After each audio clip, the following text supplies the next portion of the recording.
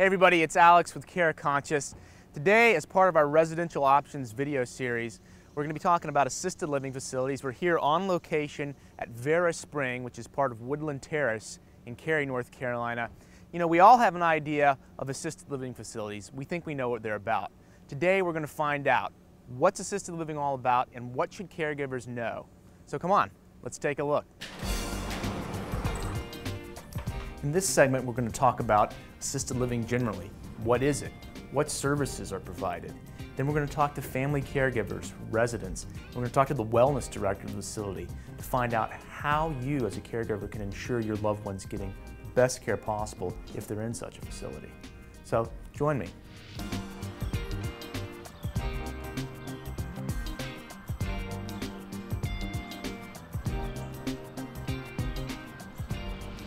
So we're here with Ann Kratzer and her son Jared Kratzer, who's her caregiver, and I'm going to ask a couple questions about their experience, particularly Jared's experience with assisted living. So Jared, how did you, or rather, what was your impression of assisted living facilities before your mother moved in here?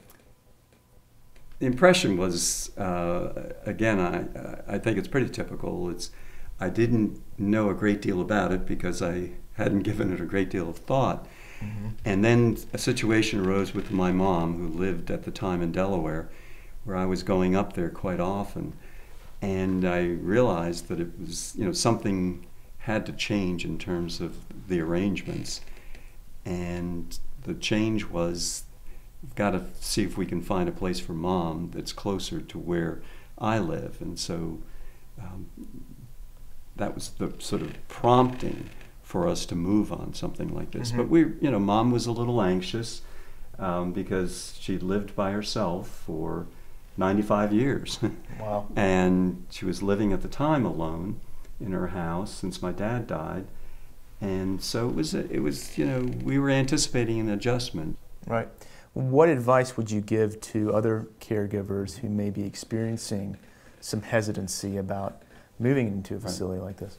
Well, I would think one of the things to do would be, and I'm sure a lot of people do this, is just visit different places. Mm-hmm. But also I would, if they have a friend or a relative who has moved into one, to talk to them, to find out, what the experience has been.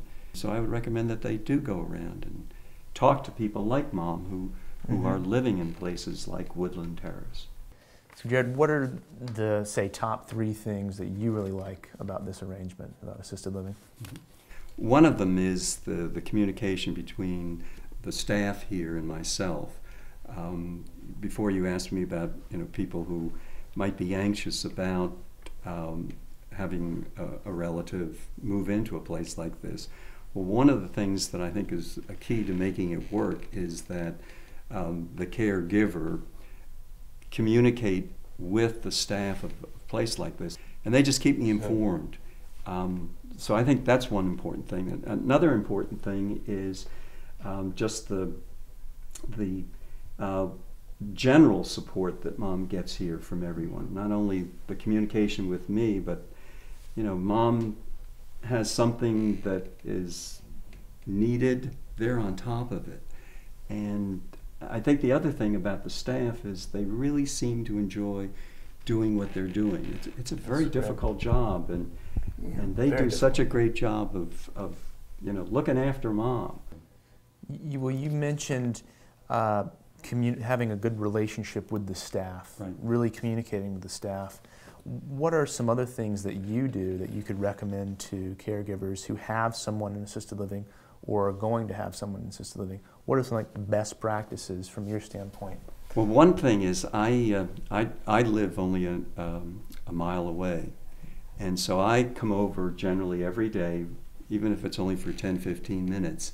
That gets me in the building, that gets me around the staff. So, the way the staff works at a place like this is they rotate through the different sections of this facility. Mm-hmm. So they'll, one person will be working for 2 weeks over this side, and then another person will be, switching on and off.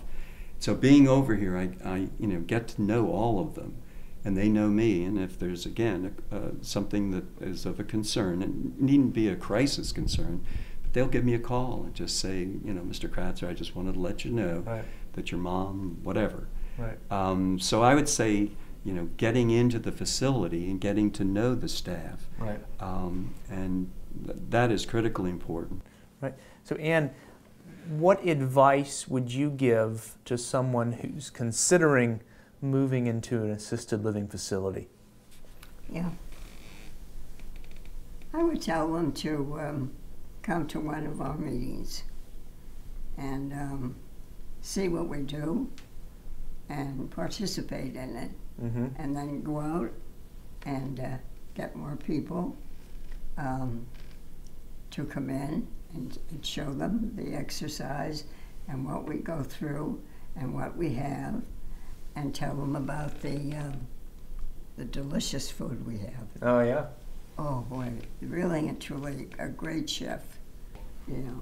Well, and finally, Jared, you've talked about a lot of really great things today for other caregivers who have someone in assisted living or perhaps considering it. Is there any other maybe top bit of advice that caregivers might not be thinking about that you, having been quote unquote in the trenches, going here every day, would know that would be valuable to share? Well, I guess the thing I would try to help people understand is the decision to have someone that you love a great deal go into a facility like this, that anticipate that it is going to be something that is going to cause some anxiety, and that in thinking about the process of doing that, you just have to realize what, as a caregiver, are your limitations. And for a number of years I tried to help Mom stay in her home by herself, but it just got to a certain point that I realized that, you know, that kind of assistance to Mom was not sufficient to what she needed. And I think that, you know, we're just living longer. You know, Mom's 98, I'm 68, you know, my kids are in their 30s and 40s, and so we just have to realize that, you know, certain kinds of living arrangements, because we live so much longer, are different today. And that this is, I think, a good option for many, many people. Right. Well, it seems like you guys are really happy with it, and I'm glad we were able to share that with you guys. And I want to thank you both. Thank you, Jared. All right. And thank you, Mrs. Kratzer. Oh, thank you. Take care. Thanks for joining me today at Woodland Terrace here in Cary, North Carolina. This does represent a typical assisted living facility set up in the United States. There's probably a facility like this in your loved one's area or in your area. What I got out of today was make sure you're staying involved.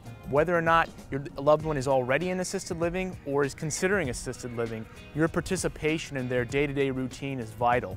Befriend the staff, know their schedule. Make sure you communicate what your loved one's likes and dislikes, preferences are. It's just vital to be interested and engage with your loved one's life. And as always, if you have more questions about any caregiving need or want to communicate with other caregivers, turn to careconscious.com. Thank you for joining us today. Hope to see you next time.